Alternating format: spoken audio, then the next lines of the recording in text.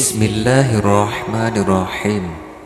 Assalamualaikum warahmatullahi wabarakatuh. Syukur alhamdulillah kita ditakdirkan berjumpa kembali di channel ini. Salawat dan salam semoga selalu tercurahkan kepada junjungan kita Nabi besar Muhammad sallallahu alaihi wasallam.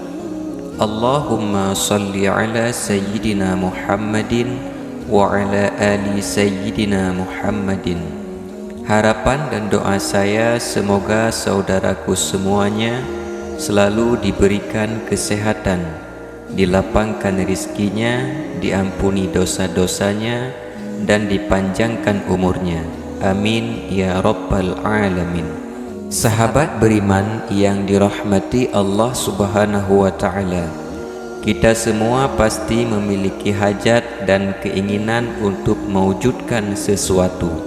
Sementara untuk mewujudkan keinginan tersebut, kadang tidak hanya harus menempuh jalan ikhtiar dengan berusaha kasat mata saja, tetapi kadang kita juga dituntut untuk mengetuk pintu langit dengan jalan berdoa, yang mana diketahui bahwa pintu langit itu terbuka di sepertiga malam, dan itu merupakan waktu yang tepat untuk berdoa atau melaksanakan ibadah sunat yang disebut dengan salat tahajud. Karena Allah Subhanahu wa ta'ala akan membuka pintu pertolongan bagi hamba-hambanya yang berdoa pada sepertiga penghujung malam. Selain itu, ada keutamaan yang sangat luar biasa bagi siapa saja yang mampu melaksanakan solat tahajud selama 7 malam berturut-turut. Terlebih bagi kita yang sedang memiliki hajat atau keinginan tertentu, sangat dianjurkan untuk menunaikan solat sunat paling utama ini. Berikut ini adalah 4 keutamaan melaksanakan salat tahajud 7 malam berturut-turut. Yang pertama, dikabulkan doanya. Bagi kita yang memiliki hajat atau keinginan mewujudkan cita-cita tertentu, sangat disarankan melaksanakan salat tahajud dan berdoa di sepertiga malam terakhir. Karena sepertiga malam terakhir adalah salah satu waktu yang sangat mustajabah doa, karena doa adalah salah satu bentuk ikhtiar untuk mewujudkan sesuatu keinginan dengan jalan spiritual. Rasulullah sallallahu alaihi wasallam bersabda, yang artinya Allah Subhanahu wa ta'ala turun ke langit dunia setiap malam pada sepertiga malam terakhir.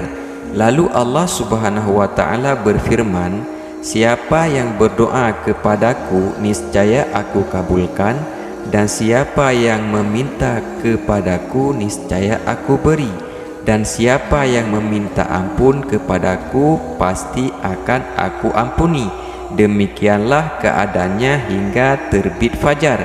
Hadis riwayat Bukhari dan Muslim. Dan juga hadis yang lain, Rasulullah sallallahu alaihi wasallam bersabda, sesungguhnya pada malam hari ada 2 saat waktu tidaklah seseorang muslim memohon pertolongan kepada Allah Subhanahu wa ta'ala kebaikan dari urusan dunia dan akhirat bertepatan dengan saat tersebut, melainkan Allah Subhanahu wa ta'ala akan memberikan pertolongan kepada hambanya di setiap malam.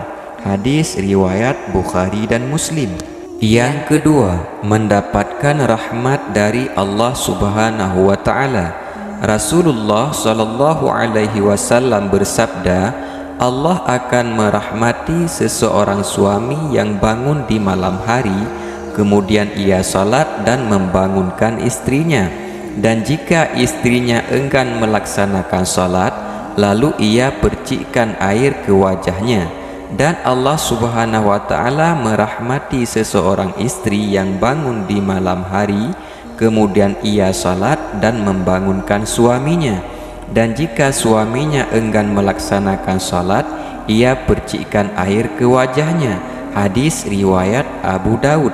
Allah Subhanahu wa Ta'ala berfirman, "Apakah kamu, hai orang musyrik, yang lebih beruntung, ataukah orang yang beribadah di waktu malam dengan sujud dan berdiri, sedangkan ia takut kepada azab akhirat dan mengharapkan rahmat dari Tuhannya?" Riwayat hadis dan ayat di atas benar-benar menjelaskan bahwa bagi siapa saja yang menjalankan sholat tahajud ketika orang-orang tertidur pulas, maka ia akan mendapatkan rahmat dari Allah Subhanahu wa Ta'ala. Dan rahmat dari Allah Subhanahu wa Ta'ala itu boleh jadi berbentuk rizki yang luas, kesehatan jasmani rohani, dilapangkan dan dimudahkan dari segala urusan. Yang ketiga, mendapatkan ampunan dari Allah Subhanahu wa Ta'ala. Tanpa disadari, dosa-dosa manusia memang tidak terasa terus bertambah. Oleh karena itu, salah satunya jalan yang harus kita tempuh adalah rajin salat tahajud dan meminta ampun kepada Allah Subhanahu wa Ta'ala agar semua dosa dihapuskan dan diampunkan.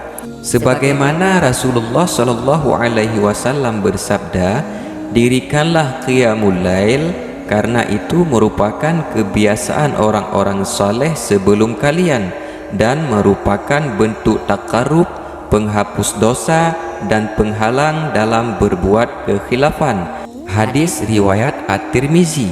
Yang keempat, dicintai Allah dan seluruh makhluknya. Rasulullah sallallahu alaihi wasallam bersabda, "Sesungguhnya Allah Subhanahu wa Ta'ala jika mencintai seseorang hamba, maka dia memanggil malaikat Jibril dan berkata, 'Wahai Jibril, aku mencintai orang ini, maka cintailah dia.' Maka Jibril pun mencintainya. Lalu Jibril mengumumkannya kepada seluruh penduduk langit dan berkata, 'Wahai penduduk langit, sesungguhnya Allah Subhanahu wa Ta'ala mencintai orang ini, maka cintai pulalah dia oleh kalian semua.' Maka seluruh penduduk langit pun mencintainya.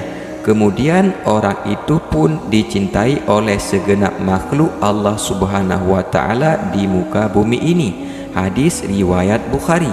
Sahabat beriman yang dirahmati Allah Subhanahu wa Ta'ala, inilah yang dapat kami bagikan di pertemuan kali ini. Semoga bermanfaat bagi kita semuanya, dan semoga Allah selalu memudahkan kita pada jalan kebaikan. Wallahu a'lam bissawab. Assalamualaikum warahmatullahi wabarakatuh.